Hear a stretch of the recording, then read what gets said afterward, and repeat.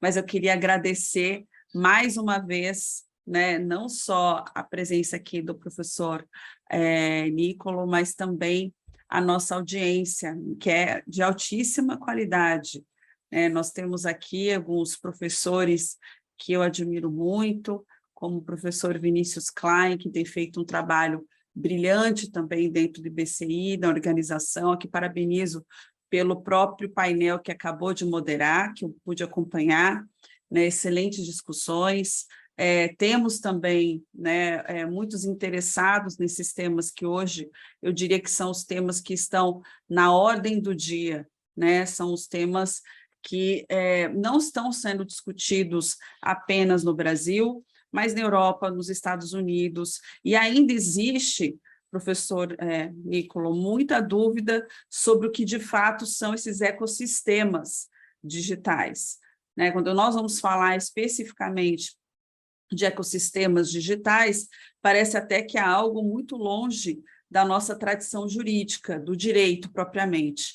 E, no fundo, esse tem sido um dos maiores desafios para os reguladores, não só no Brasil e no mundo, e não apenas também aqueles que regulam a concorrência, né? Porque esses ecossistemas, eu posso falar por ter sido aí por mais de 2 anos, né? Eu estive na Secretaria Nacional do Consumidor, e durante o período que eu estive lá, percebi também a dificuldade que existia com relação à compreensão, né, do que são esses ecossistemas e das soluções jurídicas adequadas diante, né, da economia digital, que ela tem dinâmicas muito próprias e, do ponto de vista concorrencial, essas dinâmicas elas ainda são muito discutidas, inclusive sem um consenso relacionado aos caminhos que deveríamos seguir e se temos, né, remédios adequados para algumas questões que vão envolver, inclusive, práticas abusivas, abuso de posição dominante no mercado, e outras que eu tenho certeza que os palestrantes aqui falarão.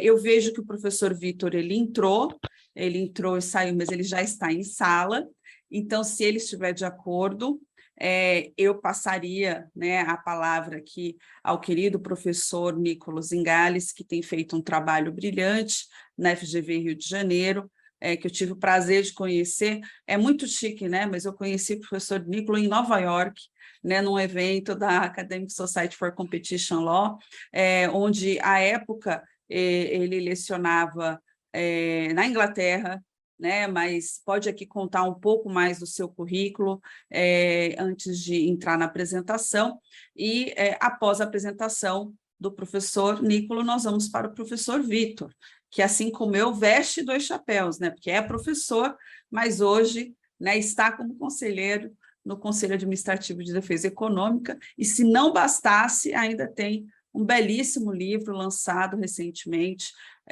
sobre o tema. Então, para não termos aí mais delongas, eu passo a palavra ao professor Nicolo Zingales. Bom dia, obrigado, professora Juliana, um prazer estar aqui. Antes de começar, eu gostaria de dizer que é um prazer compartilhar o painel com o professor Vitor, conselheiro Vitor. Eu já comprei o livro dele, ainda não consegui ler, mas é muito bom poder fazer esse diálogo, né?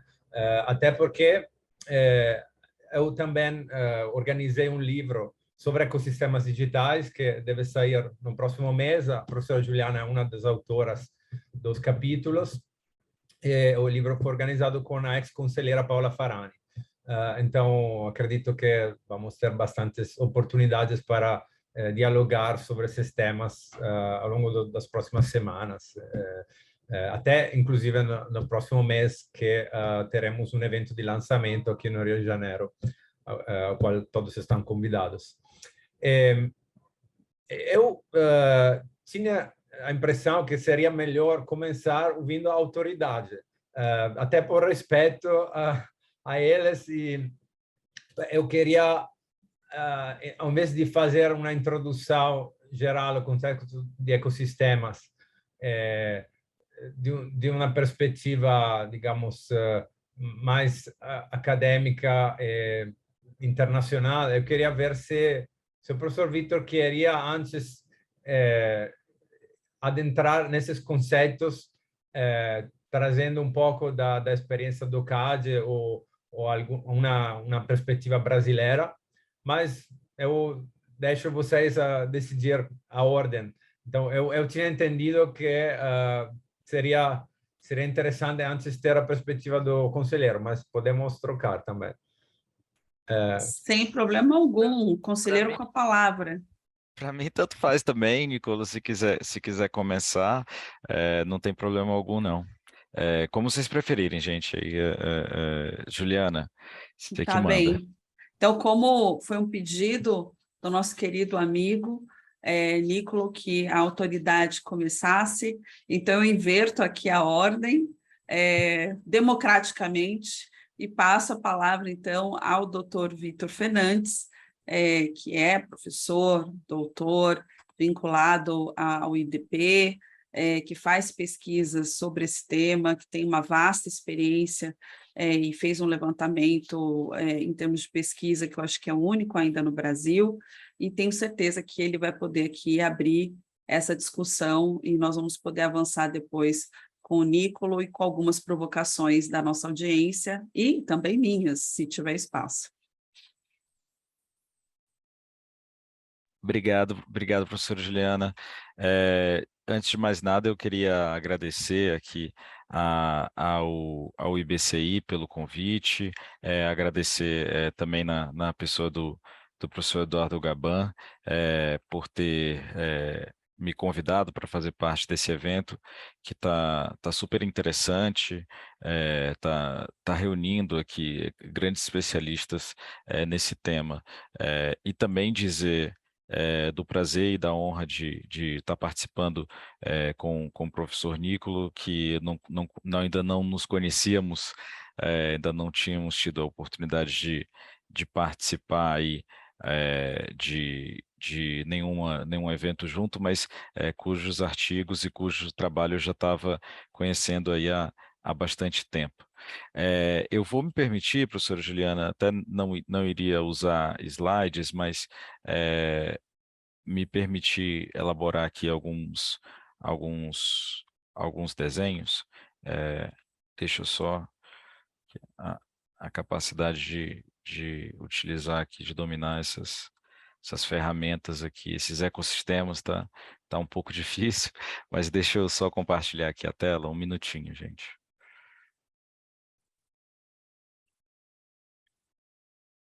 E o mais interessante é exatamente isso, né? Que agora nós somos todos aqui codependentes desses ecossistemas. Exatamente.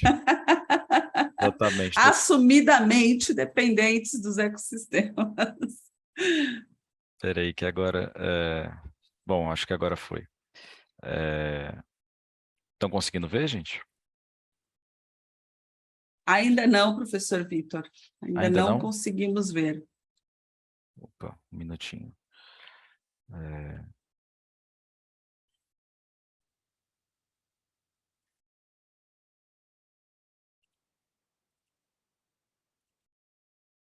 Enquanto isso, temos uma mão levantada. Já O temos uma mão doutor levantada. Paulo Firmeza pode fazer aqui a sua questão enquanto o professor Vitor tenta projetar.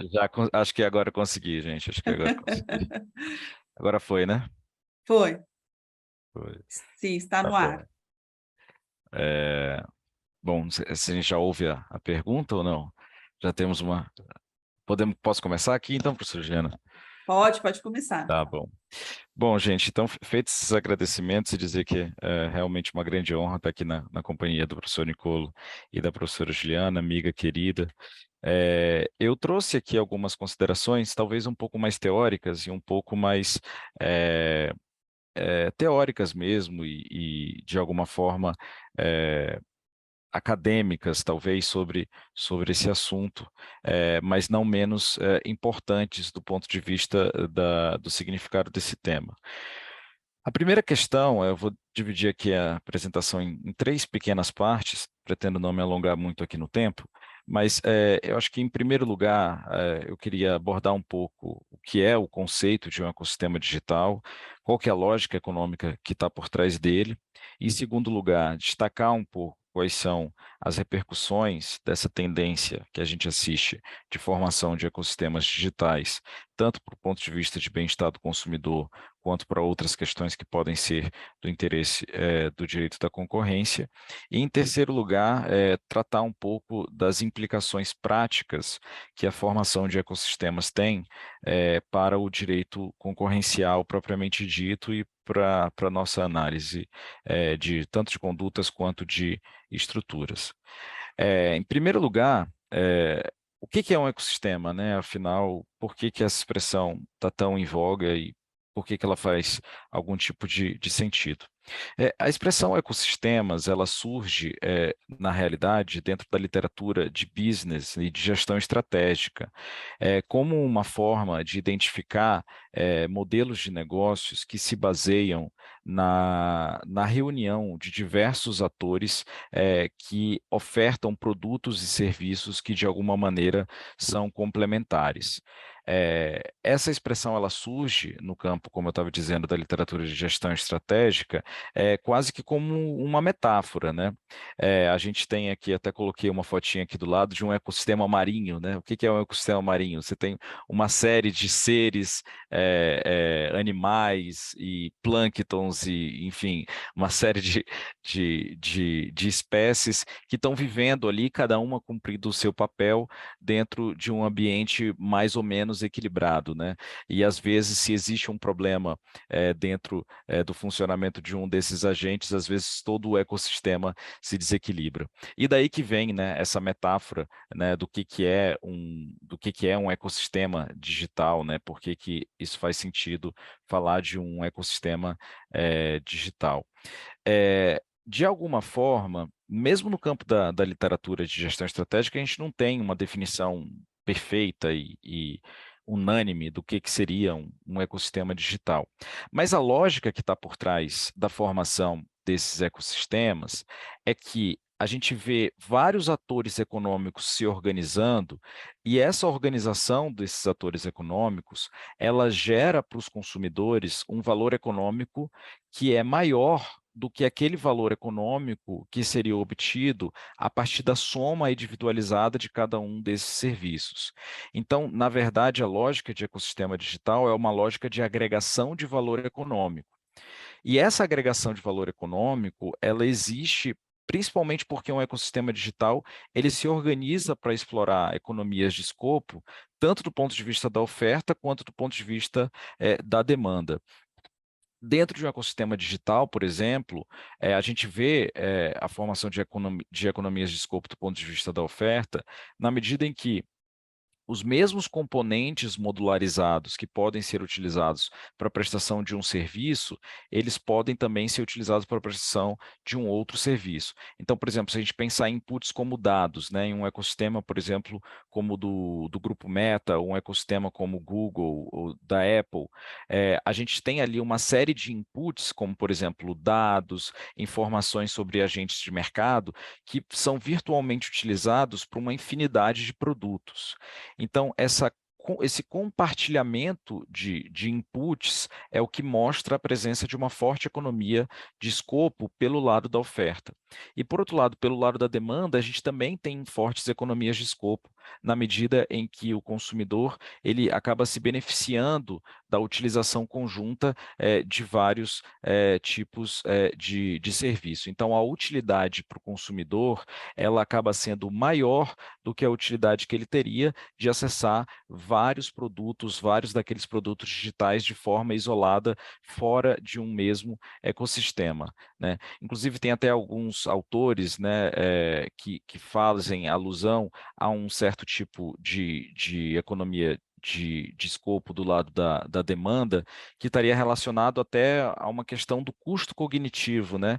O consumidor ele entra no ecossistema como o do Google, ele utiliza o Gmail, ele utiliza o YouTube, ele utiliza o Google Docs e uma série de produtos, tudo com uma mesma cara, tudo com uma mesma funcionalidade, o mesmo design, e isso gera para o consumidor uma sensação de conforto, né? Uma sensação de uma certa familiaridade com esses produtos.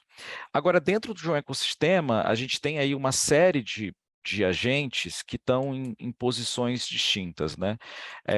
A literatura de gestão estratégica, em geral, ela identifica três peças centrais, né, de um ecossistema.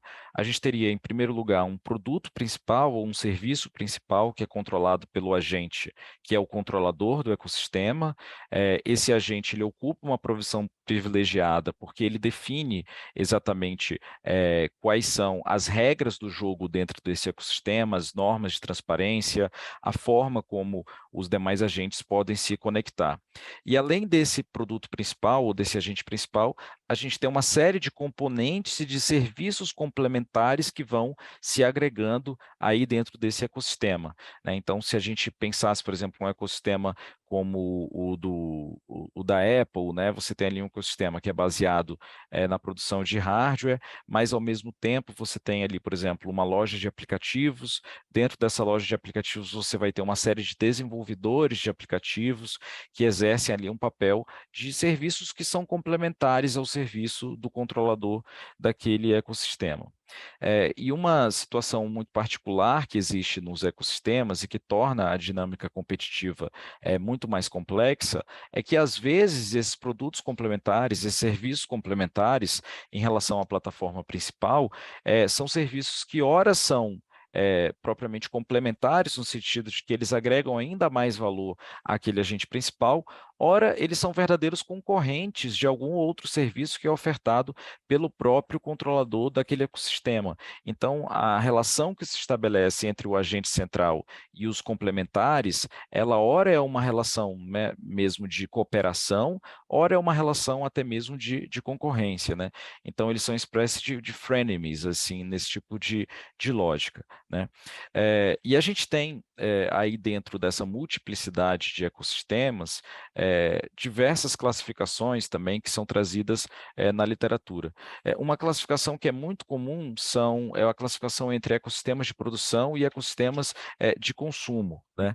Um ecossistema de produção é quando você tem vários agentes econômicos se juntando para ofertar uma gama de produtos diferentes que não seria possível sem a reunião desses agentes. Então, aqui a gente tem quase que como uma joint venture, uma espécie de cooperação pró-competitiva para se gerar produtos. Por outro lado, a gente tem os ecossistemas de consumo, que seriam propriamente um conjunto de ofertas de produtos distintos, portanto, aqui a gente não está falando de um mesmo produto, como no caso do ecossistema de produção, mas aqui sim ecossistemas formados por produtos muito diferentes e que atendem a demandas diferentes de consumidores, mas cujos serviços estão, de alguma forma, integrados e gerando algum tipo de sinergia, né? Um outro conceito também, esse talvez seja um conceito prático muito relevante para as autoridades antitruste, é a diferença entre ecossistemas abertos e ecossistemas fechados, né? Os ecossistemas abertos, basicamente, são aqueles em que os usuários eles têm, de alguma forma, a capacidade de utilizar aqueles inputs do agente central para desenvolver novos produtos, né? Então, quando a gente fala, por exemplo, de um sistema operacional aberto, né, você tem ali uma série de códigos que podem ser livremente utilizados pelos agentes que estão querendo ingressar naquele ecossistema para desenvolver outros produtos ou serviços. No meu livro, eu tento trazer uma definição do que seria um ecossistema digital, né? Claro que essa é uma definição que não é original minha, né? Baseado um pouco aí na revisão de todos os textos que tratam sobre o assunto, mas se a gente pudesse assim, tentar definir, né, num conceito fechado, o que é um ecossistema digital, seria basicamente a ideia de que há uma rede de atores econômicos distintos que ofertam produtos com alguns graus de complementariedade com base em uma estrutura de relações de interdependência, né? De alguma forma, esses ecossistemas, enquanto modelos de negócio, eles existem também fora do mundo digital, mas aqui o que diferencia um ecossistema digital é que ele se baseia mesmo em tecnologias que são muito modularizadas, né? Então, aqui alguns exemplos de ecossistemas digitais, né? Aqui o Google, por exemplo, com uma infinidade de produtos, sistemas operacionais, aplicativos de dispositivos móveis, softwares para computador de utilidade, Google Docs, e-mail, né? E por aí vai.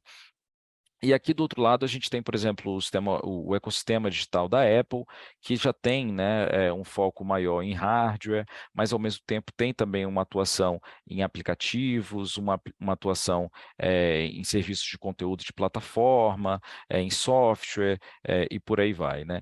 Então, todos esses aqui são sistemas que a gente vê uma rede de atores econômicos ofertando serviços que têm algum grau de complementariedade, né? Acho que então assim, a palavra complementariedade ela é a chave, né, para compreender qual que é a lógica aí de um ecossistema, né?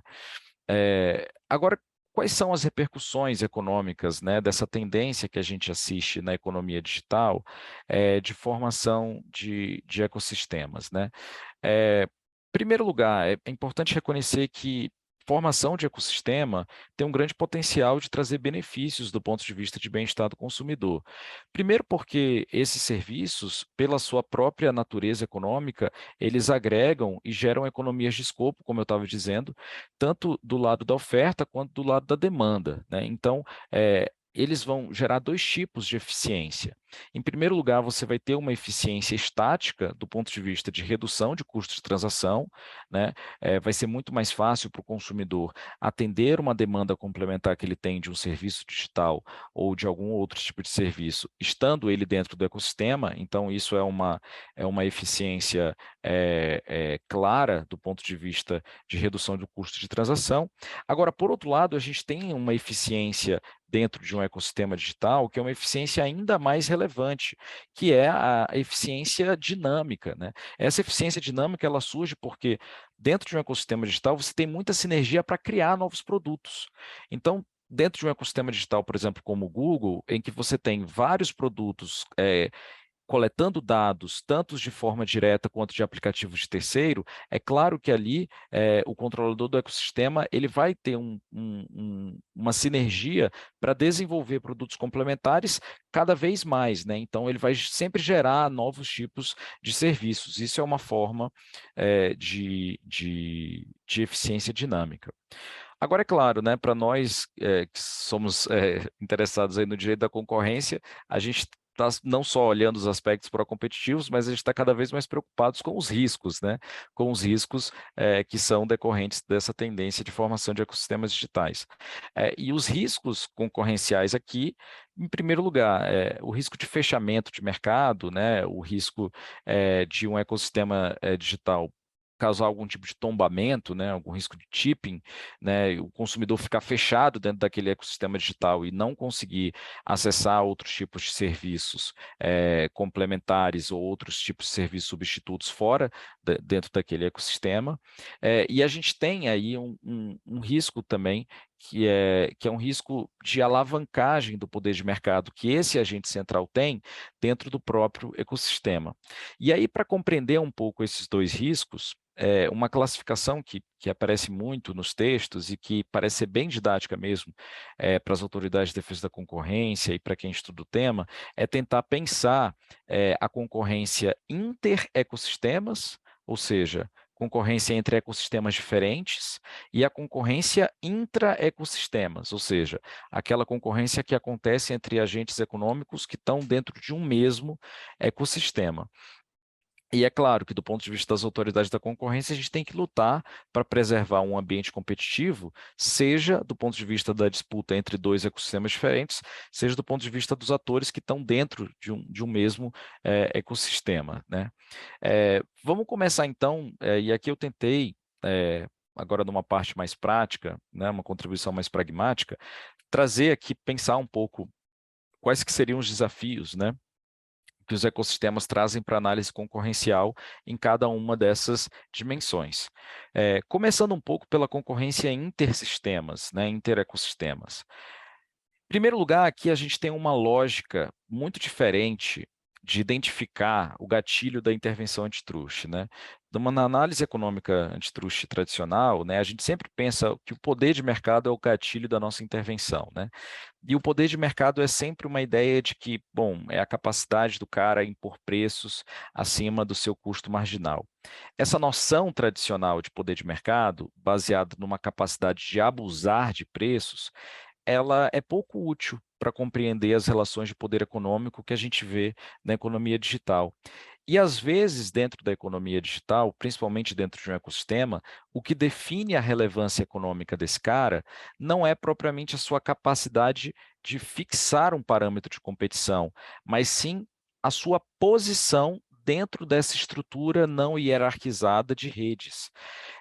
E aí a gente começa a mover do conceito de poder de mercado para um conceito de poder posicional, né? E aí todas essas iniciativas de regulação ex ante que a gente vê no mundo, todas elas é interessante a gente notar, né, que, por exemplo, quando a gente pega o Digital Markets Act, quando a gente pega a proposta de regulação concorrencial do Reino Unido, sempre o foco não é mais poder de mercado ou posição dominante.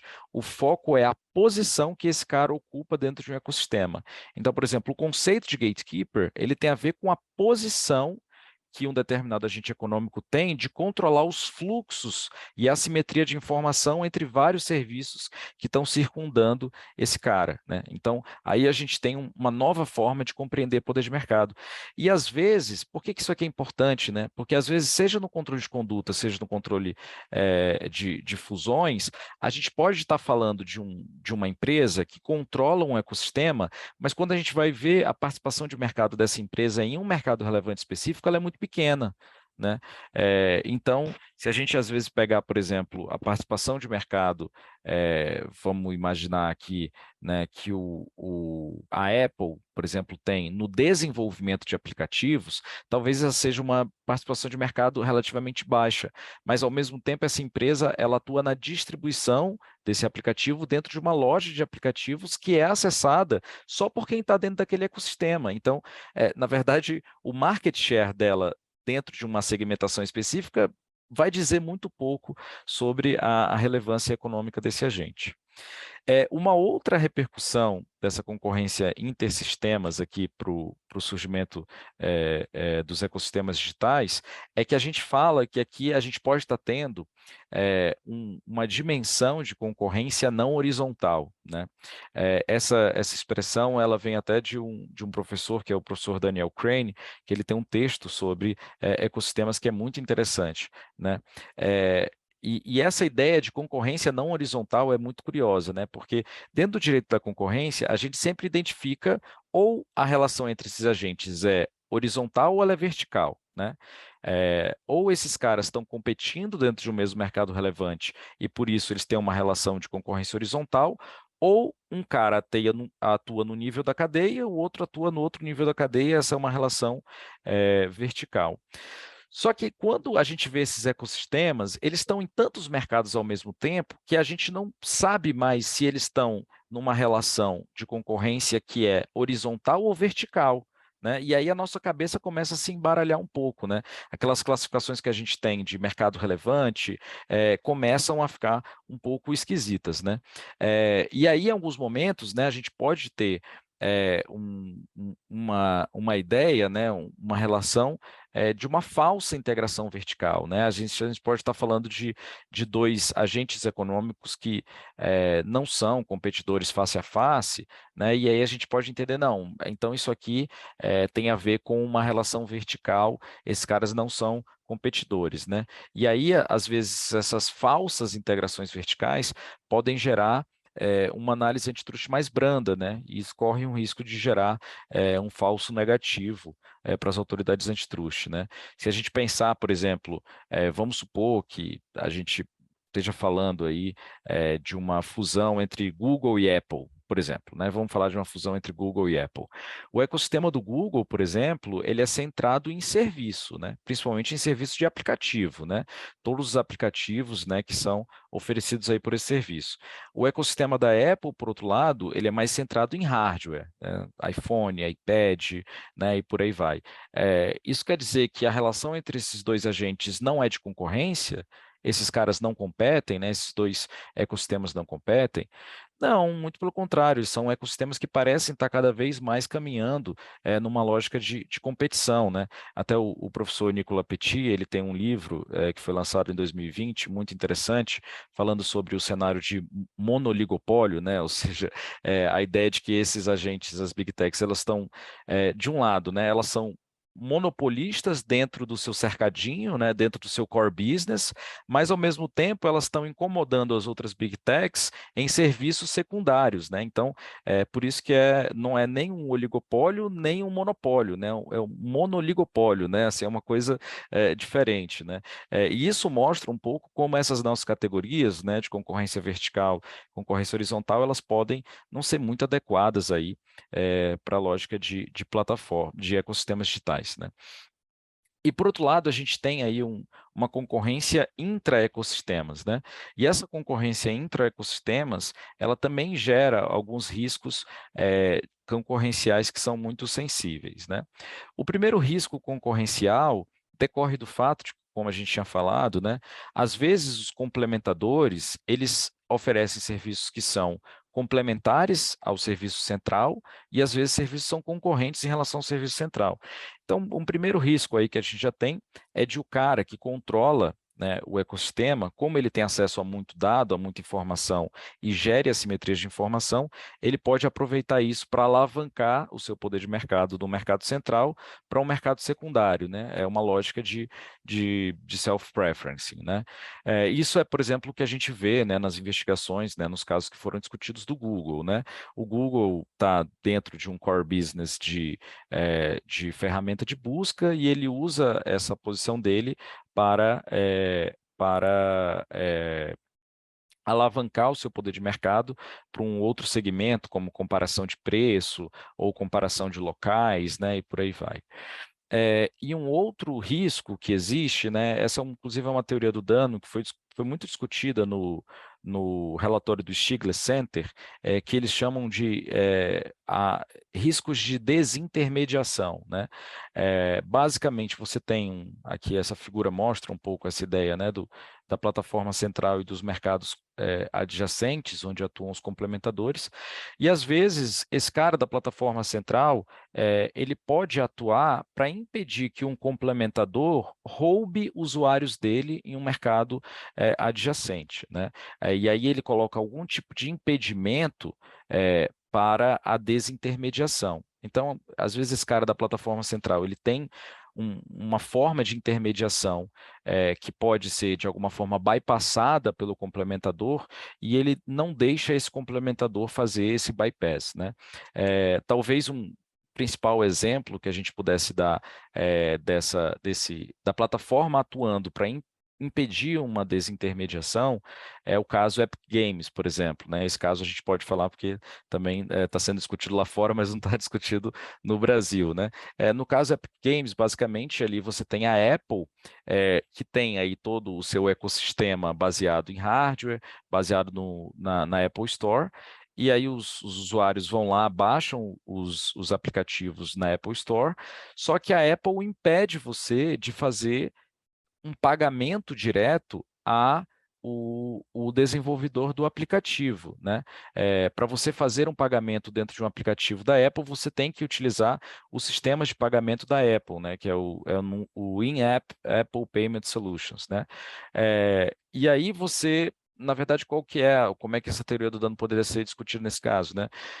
A Apple está impedindo que, por exemplo, a Epic Games desenvolva o seu próprio sistema de pagamento de aplicativo e utilize aquela base de usuários que já está dentro daquele aplicativo, né? Então, essa seria uma forma de a plataforma atuar para se proteger desse risco de desintermediação, né?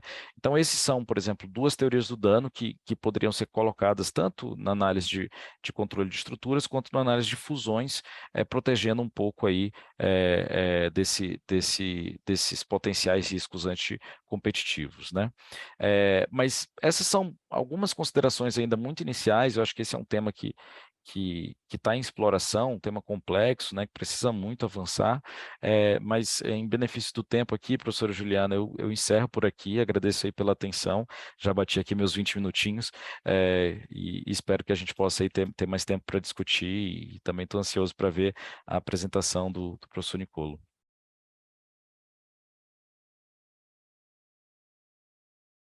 Professor Vitor, excelente exposição e muito, eu diria, fácil de compreender também com esse uso do Visual Law, né? Ou seja, com todos esses desenhos mostrando o que é esse ecossistema. E de verdade, né? Nós somos de uma geração, talvez até eu mais, que quando nós falávamos de ecossistema, geralmente nós imaginávamos alguma coisa dentro da natureza, dentro do oceano.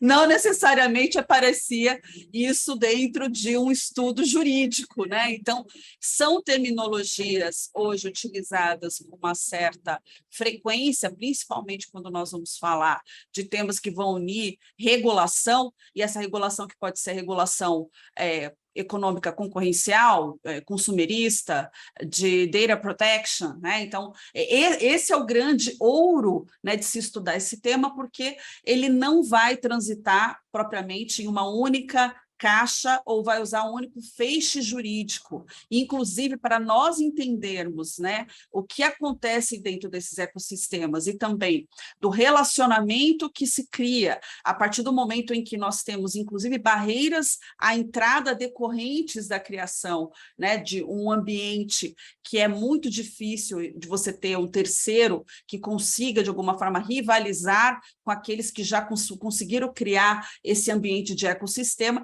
Eu acho que tudo isso leva para nós ainda uma responsabilidade dupla, porque nós estamos aqui como professores e pesquisadores da área jurídica, mas cada vez nós precisamos dialogar mais para aqueles que são, né, os operadores que desenvolvem os programas especificamente, ou seja, que trabalham com questões relacionadas a desenvolvimento de produtos nessa área de economia digital, e também nos obriga a ter esse olhar transdisciplinar, né, que vai mais do que trabalhar com vários sistemas jurídicos e muitas vezes com regulações que são diferentes e complementares, mas também buscar soluções que vão, ao mesmo tempo, garantir esse bem-estar do consumidor decorrente desses ecossistemas, que nós reconhecemos que eles existem, mas muitas vezes em questões que vão envolver eventuais abusividades, eventuais excessos, preocupações que são decorrentes de posições dominantes no mercado, criar, então, mecanismos de aplicação de remédios jurídicos, remédios adequados, né? Aqueles remédios que vão corrigir e realmente tratar o paciente, mas não matar o paciente e criar um ambiente de desincentivo para a inovação. Agora vamos passar, então, para o professor Nicolo Zingales, que certamente trará aqui também para nós muitos dados, informações, perspectivas e também fará comentários com toda a liberdade aqui também da apresentação do professor Vitor. Por favor, professor Nicolo, muito obrigada mais uma vez por estar aqui conosco. Para quem não sabe, ele foi o primeiro a participar do primeiro evento que nós fizemos da parceria do IBCI, à época com a Universidade de São Paulo, né? Inclusive isso deu origem àquele livro que é o Direito Antitruste 4.0, um livro que merece ser revisitado, dada a dinâmica de mercado. Então, já aquela época, né, foi nosso convidado, falou virtualmente, e é uma alegria hoje poder conviver mais perto com o professor Nicolo, que tem feito um trabalho exemplar na FGV Rio. Por favor, com a palavra. Então, agradeço novamente, não apenas a doutora Juliana, querida amiga, mas também o organizador do evento, Eduardo Gaban. É um prazer colaborar com vocês lá desde, acho que foi 2018, né? Então, tenho acompanhado os eventos e, de fato, trouxeram discussões muito interessantes. Acho que agora, o tema desse painel é a discussão atual mais quente, mas também mais complexa que temos para frente, porque, de fato, estamos face a uma mudança de perspectiva. Estamos acostumados a ver com os olhos de mercados estritamente definidos, e agora, de repente, temos que considerar uma série de fatores devido ao fato que não apenas esses atores dos quais estamos analisando as condutas estão envolvidos simultaneamente em múltiplos mercados, mas também eles criam um grupo, um ecossistema de players que estão interconectados entre eles. Então, temos que considerar os efeitos dessas condutas no ecossistema como todo, e não apenas olhar para o mercado estritamente definido.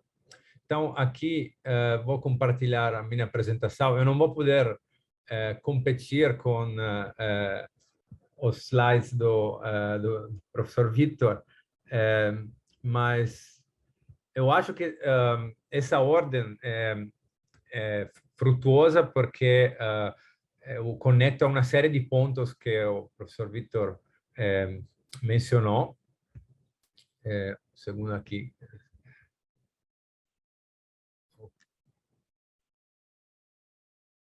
Pronto. E eu acho que, então, deixa a apresentação por aqui.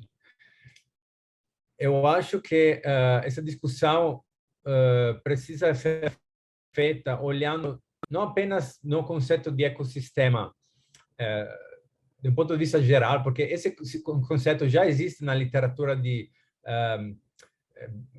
inovação empresarial e faz referência, de fato, a atores que criam clusters de excelência e que compartilham boas práticas e permitem um a outro de se beneficiar desse, de fato, ecossistema de inovação, geralmente, ou pode ser um ecossistema de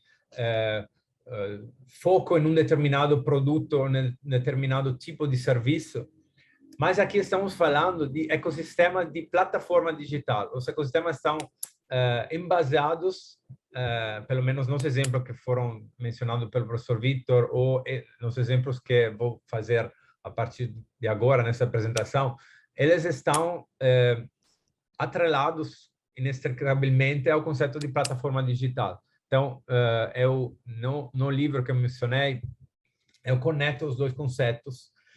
Então, o conceito de ecossistema referente a essas plataformas já é conhecido. Aqui temos uma demonstração da competição entre as Big Tech, os maiores, né, as GAFAM, em vários mercados, mas isso faz referência apenas à atuação própria desses players. Não faz referência a todos os fornecedores de serviços complementares que operam em cima da plataforma.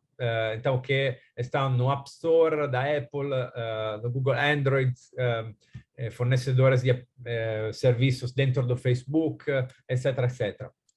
Então, de uma certa forma, estamos falando em tipo de competência de concorrência entre os agentes que depende das sortes do conjunto. Então, temos que pensar que se focamos no comportamento individual, às vezes perdemos as características fundamentais dessa concorrência. Pensamos, por exemplo, na natureza, o conceito de ecossistema natural, né? Olhando para uma formiga dentro de um grupo de formigas, não entendemos o que esse conjunto está construindo, né? Cada formiga está trazendo alguma comida para o grupo e estão construindo um refúgio, um lugar para elas se protegerem do vento e das intempéries. Mas o ponto central aqui nos ecossistemas é que, então, precisamos ter esse olhar para também as relações entre o orquestrador do ecossistema, então a plataforma digital, e terceiros que operam em cima dessas plataformas. Aqui eu trouxe uma distinção que é feita pela Jacobides e outros em um artigo que comenta quais são as características essenciais que fazem com que o mercado seja mais próximo a uma situação de platformização, ou seja, um mercado onde um orquestrador, uma plataforma vai abrir para terceiros entrarem e criarem valor. Então, esse é o conceito do ecossistema. O ecossistema funciona porque nesse conjunto de players, um com o outro, se estão ajudando para oferecer algo para o consumidor que o consumidor não estava recebendo. Então, para criar valor. Aí, quais são essas características que levam a esse tipo de situação? Primeiro, se é uma comunidade que tem muitos usuários e uma densidade de informação muito ampla. Então, significa que se tem uma possibilidade de se beneficiar das trocas de informações entre usuários, isso determina uma vantagem maior para abrir esse ecossistema para terceiros e se beneficiar desses aportes trazidos pelos terceiros dentro da plataforma. Obviamente, um fator que também precisa ser considerado como possível limite é a segurança do ecossistema. Então, a colocação do professor Vitor em relação ao caso Apple, disputa entre Apple e Epic, faz referência exatamente a isso. A Apple, para justificar o fato que eles não permitem o pagamento direto para o complementador, que nesse caso seria a Epic, que cria o jogo dentro do ecossistema da Apple, eles levantam a questão de segurança. Eles falam que pagar pelo aplicativo do Apple Pay, pelo sistema de pagamento da Apple, eventuais falhas de segurança são eliminadas, são minimizadas, pelo menos. Então, a segurança é um ponto importante para decidir se um orquestrador de ecossistema, uma plataforma, vai abrir e em que medida vai abrir seus serviços para terceiros. Modularidade também é outra característica que foi mencionada pelo conselheiro Vitor. Isso tem a ver com o fato que o produto que interessa aos consumidores é algo que pode ser visto de forma isolada, pode ser desconectado dos restos dos serviços das plataformas e ser oferecido de forma individualizada para esse consumidor. Então, não precisa ter uma relação de longa duração com esse complementador. Por exemplo, se pensamos a uma Uber, né, a corrida que é oferecida, você pode simplesmente entrar e fazer uma corrida uma vez, ou pode entrar no Airbnb e só alugar uma vez um apartamento e não precisa estar numa relação de longa duração. Então, isso não é o caso em mercados em que precisa ter um investimento, talvez de mais longo termo, nessa relação com o consumidor. Outra característica que é mencionada, que também é importante, é a capacidade ociosa. Então, especialmente quando falamos em economia do compartilhamento, tem uma vantagem em abrir para terceiros na medida em que um ativo não está sendo utilizado de forma produtiva, ou digamos que poderia gerar mais valor, mais benefícios, se fosse utilizado mais frequentemente, mais intensamente. Então, essas indústrias, esses setores onde tem uma capacidade ociosa grande, são mais inclinados a uma platformização. Agora, mencionamos quais são as características que trazem a uma plataformização, mas não é suficiente iniciar esse processo de plataformização. Para ser bem-sucedidos nesse processo,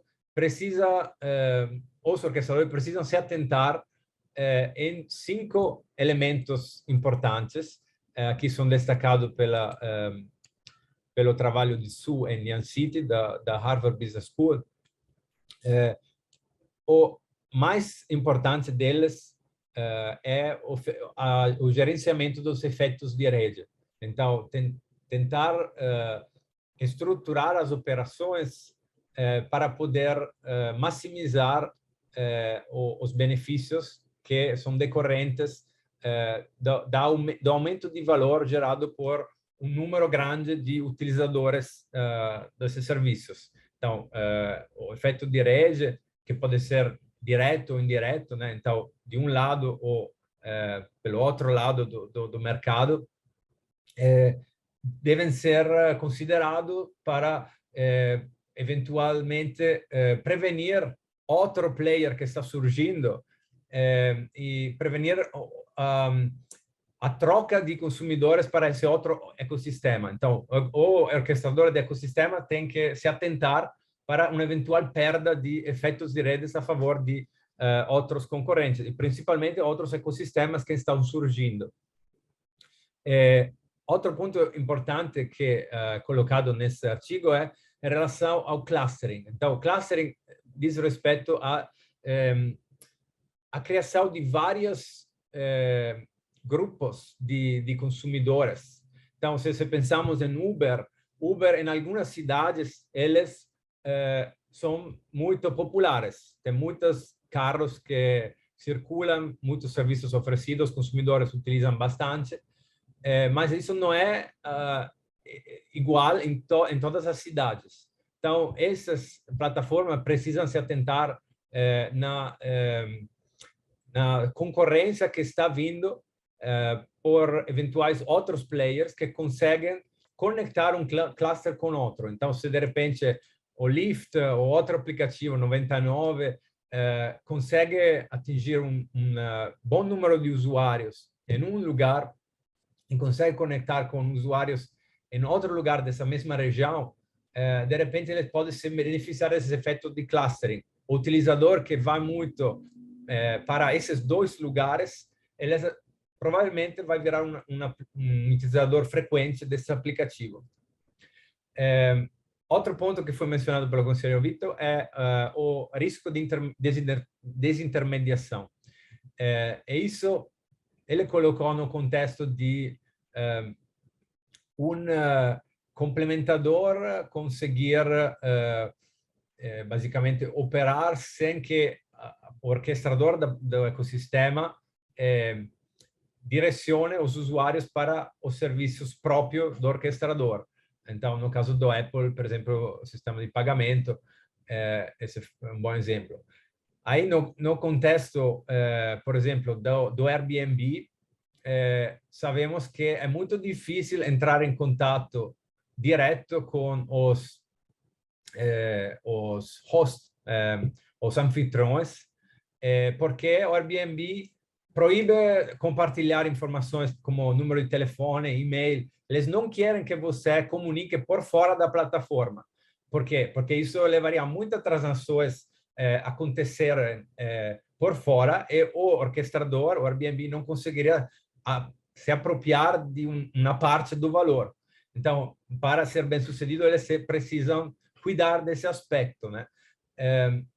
Agora, em outros contextos, eles oferecem até serviços a mais que permitem ao consumidor confiar mais em transações que acontecem dentro da plataforma, ao invés que, eventualmente, aceitar uma desintermediação e concluir a transação por fora. Então, por exemplo, a Airbnb, inclusive, oferece um serviço de seguro por tudo o que acontece, desde que você tenha gerenciado a transação por dentro da plataforma. Então, os orquestradores precisam, de alguma forma, incentivar a continuação dessa intermediação nas relações com complementadoras. Por fim, tem a necessidade também de considerar os efeitos do multi-homing, então algo que já conhecemos no ambiente digital, é que os consumidores, ao mesmo tempo, utilizam muitos fornecedores diferentes para produtos parecidos.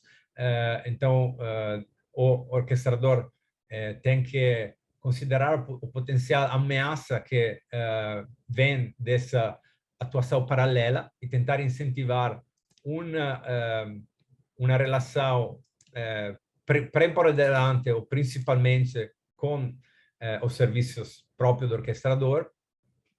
E, por fim, tem a possibilidade de conectar redes diferentes. Aqui, já não falando de redes do mesmo serviço, mas pode ser redes de tipo diferente. Então, pode ser que uma atuação do orquestrador em um mercado que não tem nada a ver com a outra atuação gere algum benefício. Por exemplo, você pode coletar um desconto se você utiliza muito o iFood para a compra de comida, e de repente você tem um desconto para a entrega de outro serviço pelo iFood.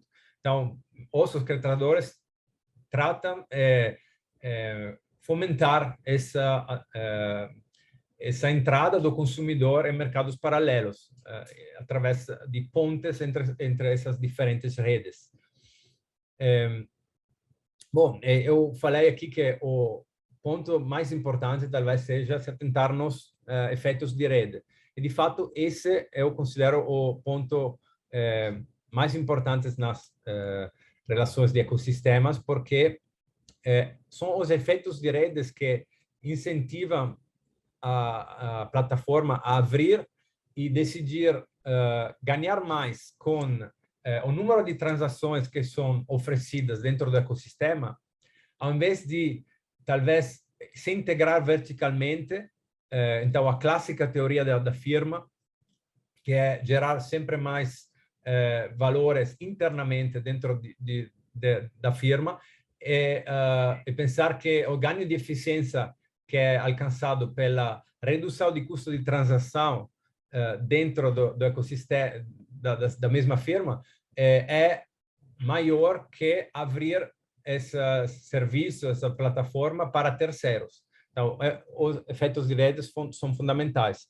Mas tem também, aqui eu coloquei uma lista de elementos que todo mundo sabe que são importantes, mas não são analisados, eu acho, devidamente no contexto antitrust, para um ecossistema existir e ser bem sucedido. Aqui eu coloquei primeiro os elementos técnicos. Então, os ecossistemas têm que ser multiproduto, tem que ter uma conexão entre os vários produtos, então que o valor de o funcionamento de beneficia o funcionamento de outro, tem que ter essa complementariedade, tanto pelo lado da oferta como pelo lado da demanda, e tem que ter um mínimo de interoperabilidade, senão, bom, não consegue adicionar serviços que estão intrinsecamente conectados com os da plataforma.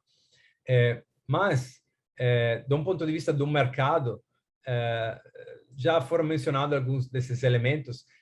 Podemos ir além, podemos também considerar essa relação de competição que é criada entre plataforma e complementadoras. Então, isso significa que, de alguma forma, a plataforma quer que os terceiros ofereçam serviço em cima da própria plataforma, mas, ao mesmo tempo, ela quer competir na apropriação de valor que esses terceiros conseguem atingir. Então, tem aí uma luta na percentual que, por exemplo, pode ser cobrada pelo aplicativo em comparação com o App Store. Qual é uma taxa optimal que o App Store poderia cobrar sobre as transações que terceiros permitem. Além disso, tem uma relação que é determinada pela visão conjunta. Então, a visão conjunta é transmitida pelas regras do ecossistema.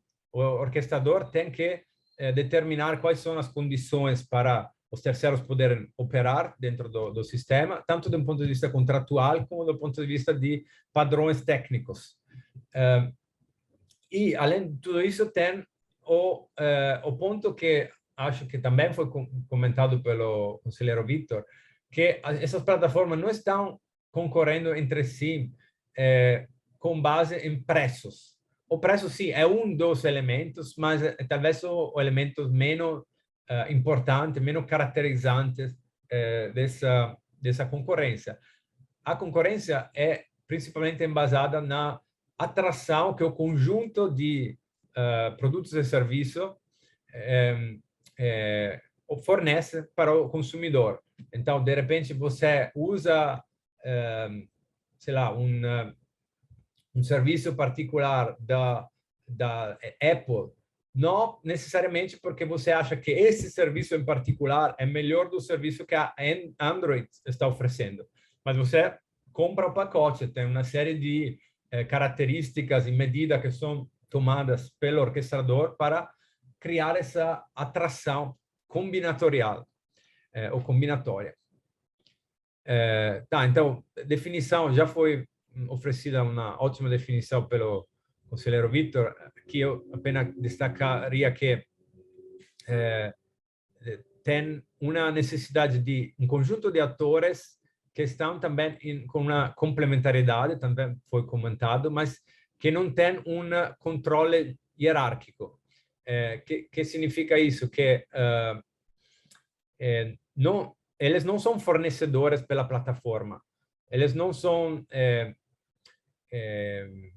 contratados para oferecer um insumo particular no qual o risco desse insumo cai na plataforma. Não, esse risco, na verdade, cai no complementador. Ele não faz parte da cadeia produtiva da plataforma.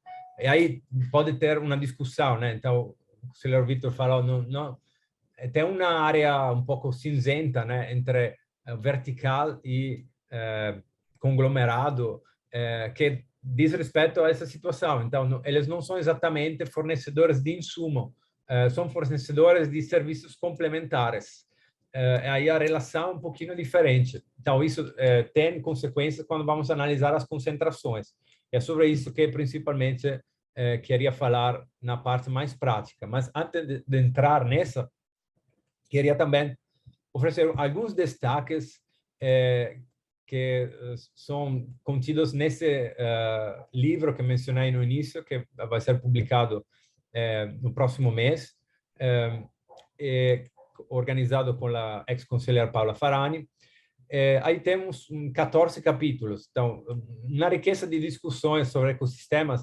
Agora, não seria justo comentar rapidamente sobre cada um deles. Eu pensei apenas trazer os destaques sobre os que identificamos no capítulo introdutório como os desafios maiores para o diretor da concorrência. Então, um desses desafios já foi mencionado e diz respeito à dificuldade de se entender o poder concorrencial.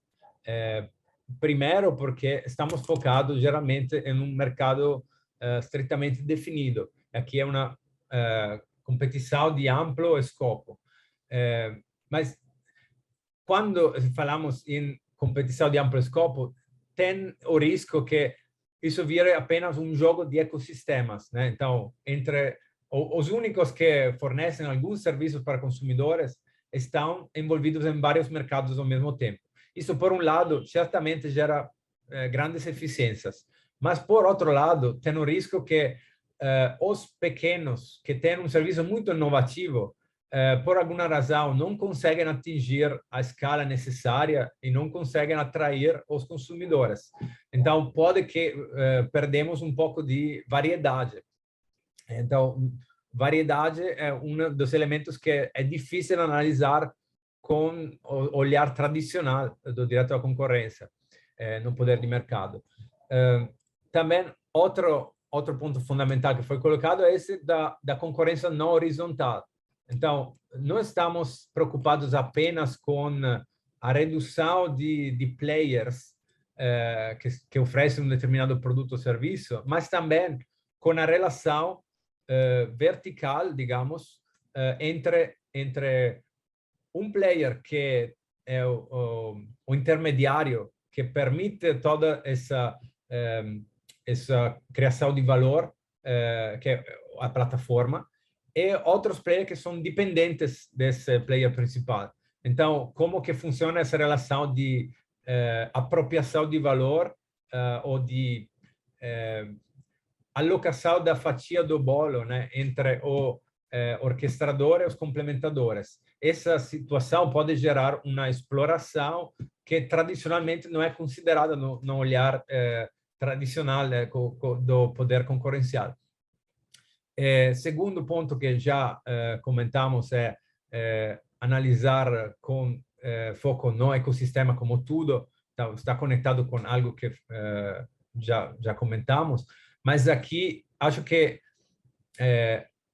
não significa necessariamente que temos que considerar só os ecossistemas. Podemos querer proteger ainda mercados estritamente definidos na medida em que esse mercado for eficiente, inovador, na medida em que o produto for algo que os consumidores estão querendo e não está podendo emergir.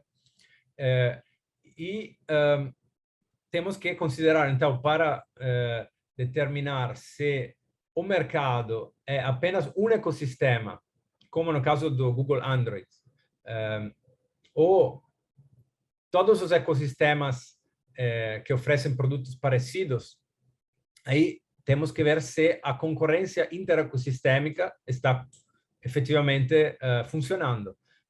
Então, esse ponto é fundamental para decidir em qual mercado merece ser protegido. As defesas legítimas também são outro ponto fundamental. Então, o orquestrador pode dizer, como no caso da Apple, por exemplo, que quer controle sobre o sistema de pagamento. Pode dizer, olha, é absolutamente necessário que a Apple possa cobrar uma taxa nessas transações, porque isso permite financiar o funcionamento do ecossistema. Precisamos compensar todas as atividades de moderação, de controle da segurança do ecossistema, de relações com os terceiros, com os complementadores. Então, precisamos analisar com cuidado esses pontos. Será que essas defesas são efetivamente embasadas em evidência ou são apenas invocações que postulam a necessidade de um controle, quando, na verdade, esse controle não é estritamente necessário? Então, aqui eu acho que um desafio adicional é que, tradicionalmente, quando olhamos para eficiências, olhamos para eficiências na oferta de um produto ou serviço. Não estamos pensando em eficiências do ecossistema como todo. Então, isso também é um desafio, porque tradicionalmente nós queremos que os requerentes, ou as requerentes, ou as empresas dominantes justifiquem porque aquele determinado produto vai ser melhor para os consumidores, mas não tem esse olhar para o conjunto.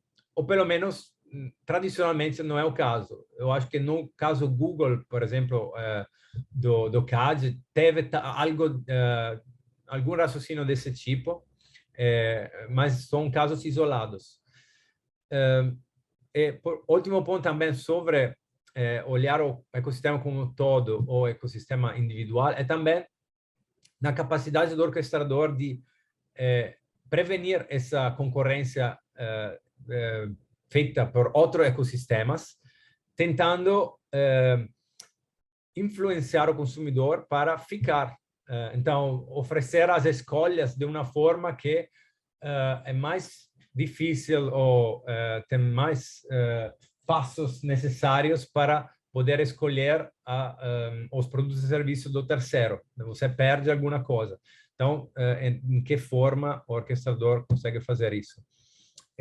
Concluindo os desafios têm também a necessidade de pensar na dinâmica de efeitos de rede, como que isso influencia as condutas.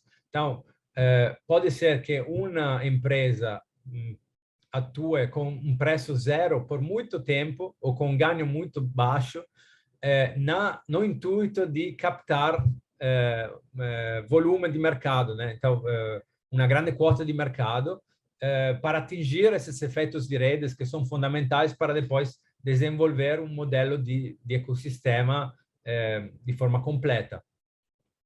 Então, esse é um ponto em avaliar as condutas. Sobre as concentrações, já mencionamos, os desafios são também em reconhecer os efeitos que não são puramente verticais, os efeitos conglomerados que estavam mais de moda, mais discutidos nos anos 70, agora estão voltando agora a atenção, mas por muitos anos, principalmente nos Estados Unidos, não teve atenção para esse tipo de efeitos conglomerados e então temos que pensar quais são os indicadores que revelariam um prejuízo para a concorrência no caso de efeitos conglomerados. Sabemos que no CADE, por exemplo, não tem, no sistema brasileiro, não tem um guia sobre efeitos conglomerados. Temos alguns casos, mas é importante construir essa discussão sobre os indicadores.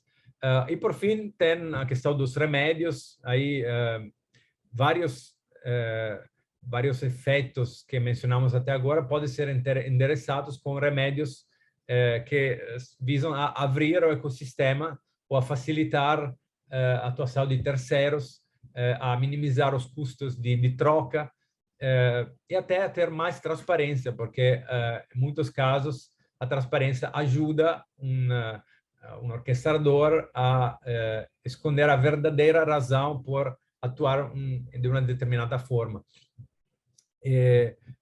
Acho que também para ecossistemas, para atos de concentrações, de concentração envolvendo ecossistemas,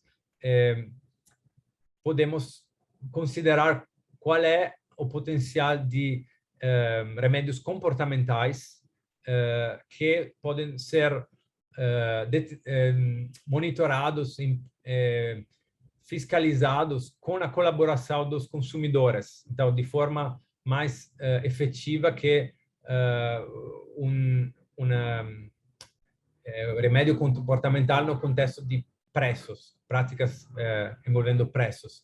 Nos casos de práticas não de preços, os consumidores podem, de repente, detectar alguma inconveniência em relação a uma venda casada ou venda agrupada ou discriminação de um produto entre um produto e outro e podem sinalizar isso para a autoridade. É mais difícil no contexto de preços porque alguns consumidores podem receber descontos de forma não transparente. Então, os outros não ficam sabendo que isso está acontecendo. Mas, enfim, é uma discussão que precisa ser aprofundada. No sistema brasileiro, eu acho que necessitamos pensar, eventualmente, em uma dedicação mais, não digo exclusiva, mas mais predominante nos tipos de atividades da era digital. Então, não temos uma unidade do CADE que lida com empresas atuando em mercado digital.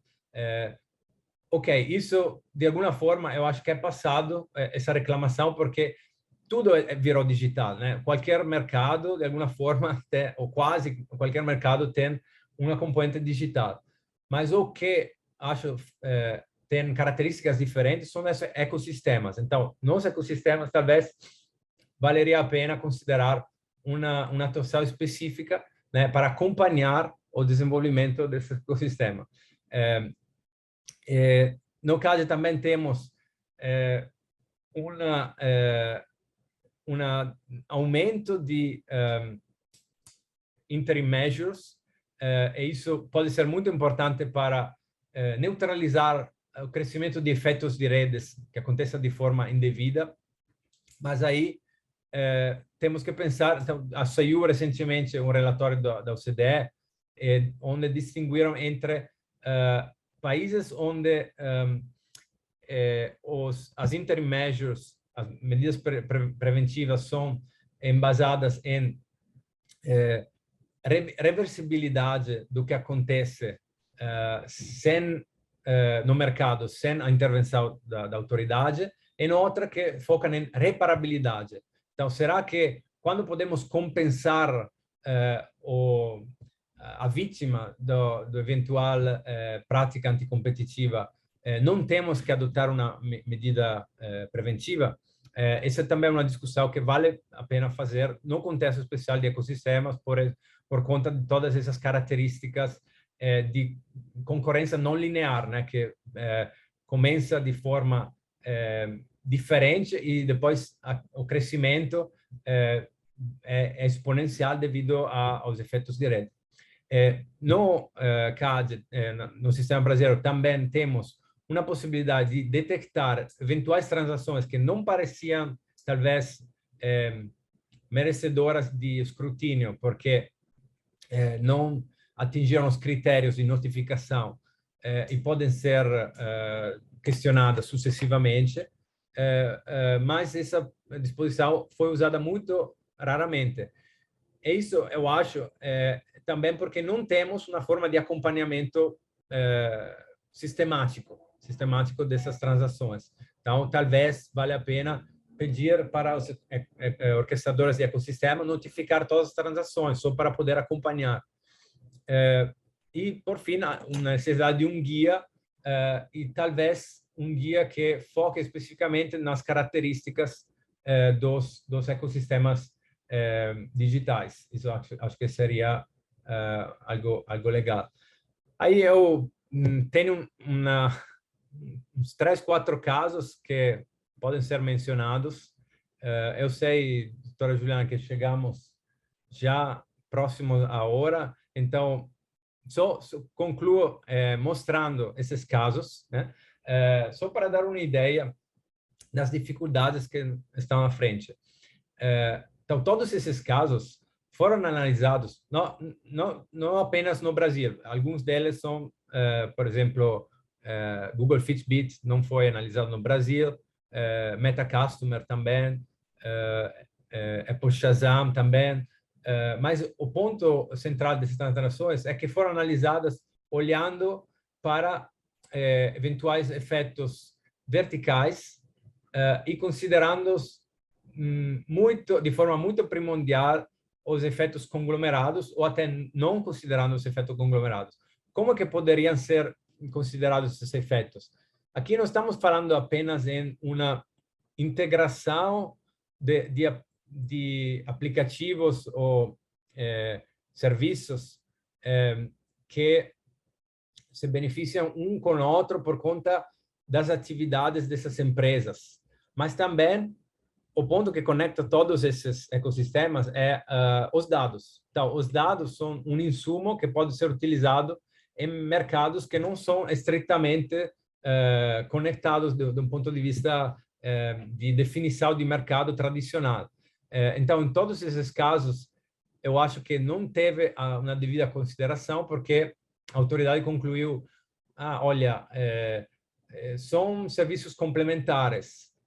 As teorias de dano aqui são limitadas porque consideramos que os dados não seriam utilizados de forma indevida, consideramos que a atuação da autoridade de proteção de dados é suficiente, e aí tem uma presunção, então, a favor da empresa que as atividades dela serão conduzidas de forma conforme a legislação específica. O problema aí, e com isso encerro, é que precisamos eu acho considerar o histórico das empresas, o incentivo que elas têm em efetivamente cumprir de forma completa, não apenas com a letra, mas também o espírito da lei, né? Então, fazer, por exemplo, relatórios de impacto, considerar como que, após a transação, esses dados seriam protegidos e não poderiam ser utilizados para entrar em outro mercado de forma indevida, né? Então, tudo isso eu acho que é um tipo de olhar que precisamos ter nos ecossistemas, na análise de ecossistemas, e ainda estamos aprimorando as ferramentas para fazer isso. Então, espero que o livro que publicaremos, assim como outras discussões que seguirão, nos ajudarão a enxergar um pouco melhor como que a análise pode ser feita nesse tipo de transações. Bom, com isso encerro, peço desculpa por atrasar um pouquinho, mas espero que teremos um pouquinho de tempo para a discussão também.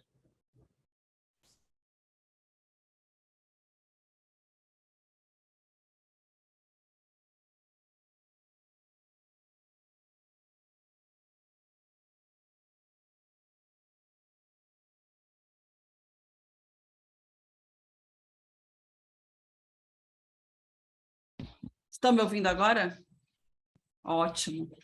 Eu disse que assim a apresentação também foi super completa, com vários dados, informações, pontos que são pontos sensíveis, né, que estão realmente em discussão e que eu acredito aqui, já fazendo o spoiler do lançamento do livro, eu recomendo fortemente o livro que foi aí organizado pelo professor Nicolo, junto com a ex-conselheira Paula. Tive a alegria de poder contribuir também com um capítulo. A audiência aqui é qualificadíssima, né? Eu estava vendo aqui, espiando no chat, já tinha mencionado o professor Vinícius Klein, mas temos também o professor Vicente Bagnoli, a professora Leonor Cordovil, dentre outros que eu sei que estão pesquisando esses temas, que são mestrandos, doutorandos, né? A Karen Ruba, que já é doutora. Então, uma audiência super qualificada, chegou num pico aqui de mais de 50 pessoas acompanhando os debates e eu recebendo diversos feedbacks dentro do meu WhatsApp, inclusive, daqueles que estão acompanhando, até pediram, não sei se isso é possível ou não, já deixo aqui para os dois, né, se futuramente poderiam compartilhar as apresentações. Então, esse foi um pedido que eu recebi, que já compartilho com todos vocês. Eu sei que o horário é um horário sempre ingrato, que é o horário que nós estamos chegando ao final para o almoço, né? O horário regulamentar tinha sido estabelecido para 12h15.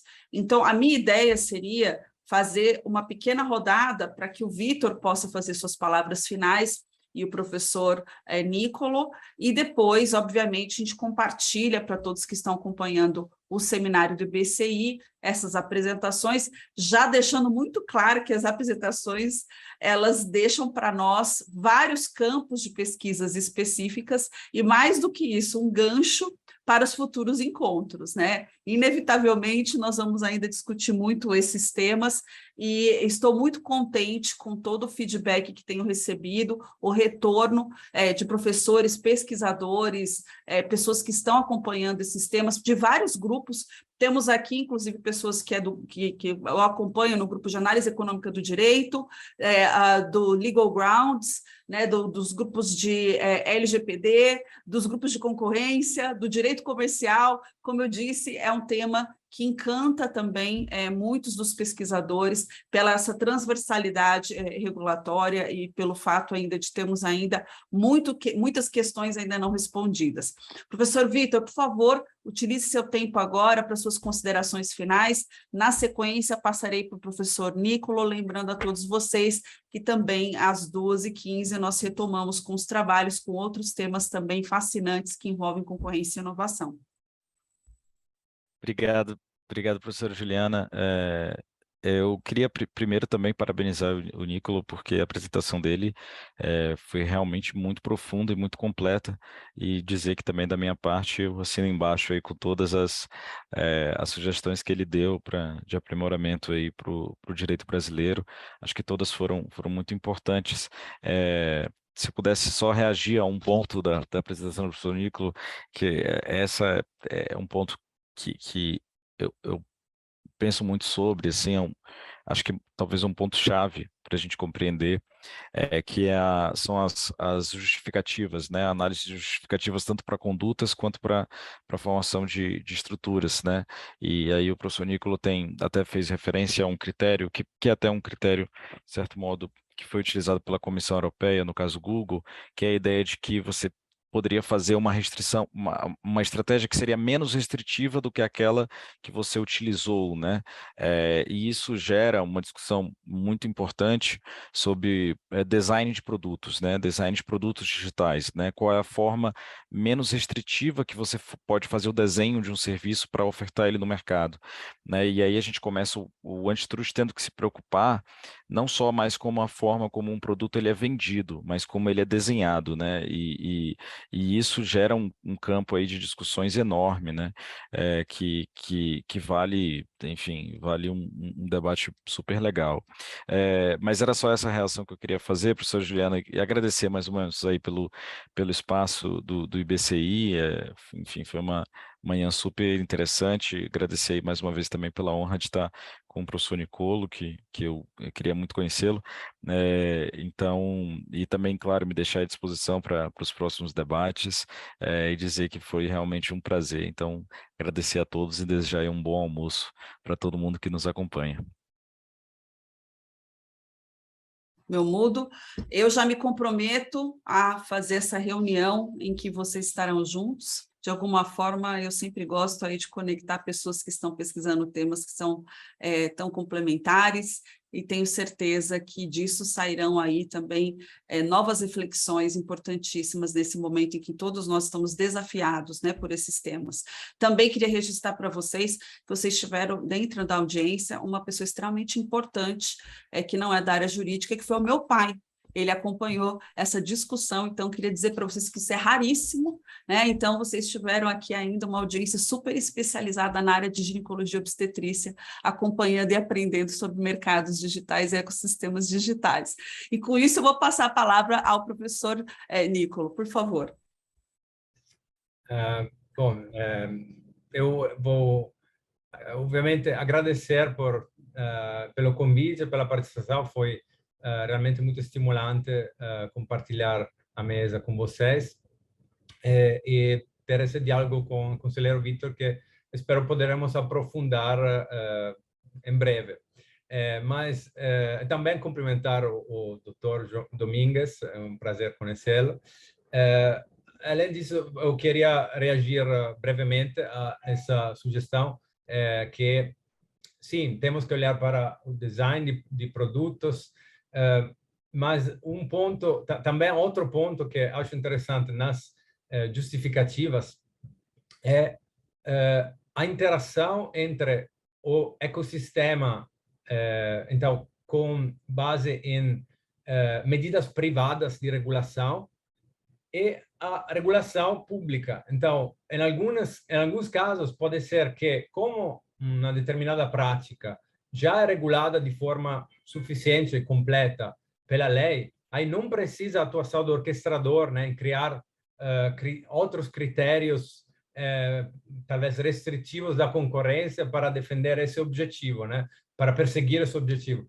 Aqui, então, a atuação privada é menos necessária, mas tem muitas áreas que estão sem uma regulação efetiva. Então, aí, talvez a presunção deva ser a favor do ecossistema, do controlador do ecossistema, que possa, assim, permitir uma série de transações que sejam conforme aos desejos dos consumidores, que não tenha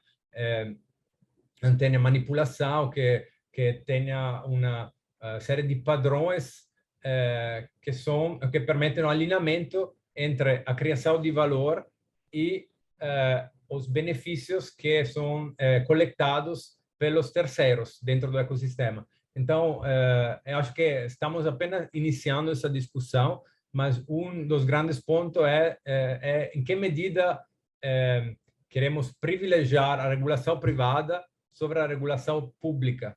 Esse é um diálogo que deve ter, eu acho, entre os orquestradores de ecossistema e os reguladores. Então, não adianta adotar essa abordagem tradicional de regulação, de comando e controle, né? Então, dizer, você tem que fazer isso, e senão eu vou sancionar você. Não, tem que ter uma troca, poder entender quais são as razões que levaram a adotar uma determinada prática e ver as evidências. Então, tem que ter esse diálogo contínuo. Por isso, acho que precisamos de mais braço no CADE. Até coloquei lá no slide, um dos apontamentos feito pela OCDE foi que, como no CADE tem uma conjunção das análises de conduta unilateral com as análises de estrutura, que são feitas pelas mesmas pessoas, uma das críticas foi precisaria criar uma unidade separada que lida com condutas, porque senão ficam muito por trás. Então, acho que precisamos de uma unidade específica para dialogar com esses ecossistemas e entender como eles funcionam. Mas fica aí minha sugestão e espero que estimule mais diálogo ainda, inclusive entre nós. De novo, agradecendo, desejo um ótimo almoço a todos e uma boa continuação com o programa. Muito obrigada. Eu agradeço também a todos que ficaram conosco até o final, mas especialmente nossos convidados, os professores. Grandíssima aula. Também já deixo aqui um recado para aqueles que depois quiserem acompanhar novamente. Todas as apresentações estão sendo gravadas e depois de autorizadas pelos palestrantes vão ser colocadas na página do YouTube do IBCI.